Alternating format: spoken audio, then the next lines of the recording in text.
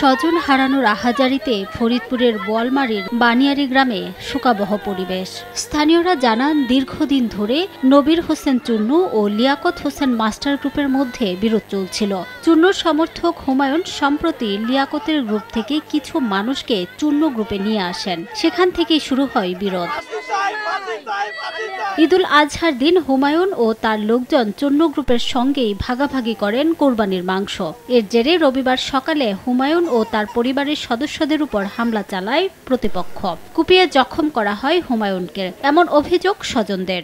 গুরুতর অবস্থায় উদ্ধার করে স্থানীয় হাসপাতালে নেওয়া হলে হুমায়ুনকে উন্নত চিকিৎসার জন্য পাঠানো হয় ঢাকায়। সোমবার সকালে সেখানে মৃত্যু হয় তার।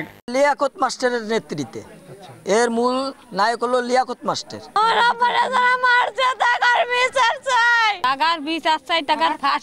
যাতে মানুষ আর এরকম কাম না হতে পারে। যারা এই হামলার সাথে জড়িত তাদের দৃষ্টান্তমূলক শাস্তি কামনা করছি।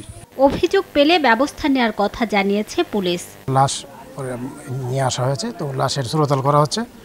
পোস্টমর্টম প্রাপ্তি সাপেক্ষে বিস্তারিত জানা যাবে মৃত্যুর কারণ সম্পর্কে। আর অভিযোগবাদী পক্ষ থেকে অভিযোগ দায়ের করলে আমরা মামলা রেকর্ড করব। 4 সন্তানের জনক হুমায়ুন কবির পরিবারের একমাত্র উপার্জনক্ষম ব্যক্তি ছিলেন। তাকে হারিয়ে দিশেহারা পরিবার। সময় সংবাদ, ফরিদপুর।